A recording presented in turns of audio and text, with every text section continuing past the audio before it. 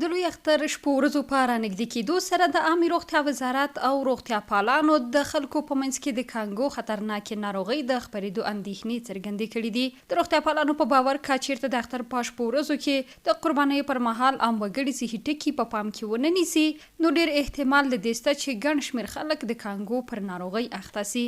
کانګو یوه خطرناکه ساري او ویروسي ناروغي ده چې د حیواناتو څخه انسانانو ته د لمس په صورت کې انتقالېږي او ان د انسان د مړینې سبب هم ګرځي. دغه ناروغي په غواګانو، پسونو او وزو کې د خفیفې تبې په ډول موجوده وي چې د لمس په وخت کې انسان ته هم انتقالېږي او بیا د ناروغ انسان څخه نورو ته انتقالېدای سي.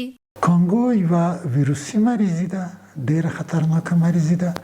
د حیواناتو نه انسانانو ته انتقالېږي او په انسانانو کې دا کېدای شي خدا نخواسته د مرګ سبب هم شي. دا په داسې حال کې ده چې د لوړو زده کړو وزارت په کابل پوهنتون کې د کانګو ناروغۍ د مخنیوي او د عامه پوهاوي د رامنځته کېدو په پاره رسنیزه غونډه رابللې وه او له عام وګړو څخه یې وغوښتل چې د اختر په شپو ورځو کې د ټول صحي نکات په پام کې ونیسي تر څو د ناروغیو له خپرېدو مخنیوی سوی وي.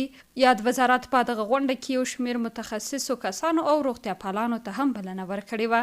د کابل پوهنتون عمومي رئیس اسامه عزیز وایي چې شریعت هم انسانانو ته د ځان پر ساتنه امر کړی دی او همداراز د اسلام له پلویانو څخه غوښتي دي چې د وبا د خپرېدو په صورت کې د یو ځای څخه بل ځای ته له سفر کولو ډډه وکړي څو یې د خپرېدو مخنیوی سوی وي.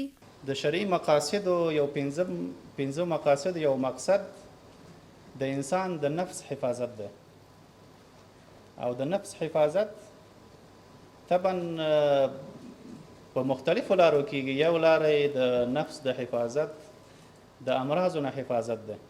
په عامو خلکو کې هم ځینې هغه چې د دې ناروغۍ په اړه معلومات لري له نورو هیوادوالو غواړي چې د اختر په ورځو کې د قربانۍ پر مهال صحي ټکو ته پام وکړي څو له دې ناروغۍ څخه وژغورل سي.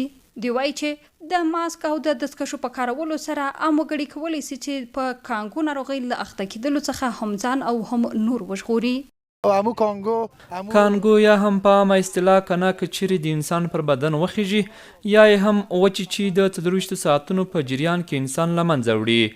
یو 2 ورځې مخکې زما یو ملګری همدې کنې وچې چو په 24 ساعتونو کې له منځه یووړ. کشتار سے کئی مال علاله کئی باید دستکش پلاس کی نظم دی هغه کې مریض مال ځان وساتي.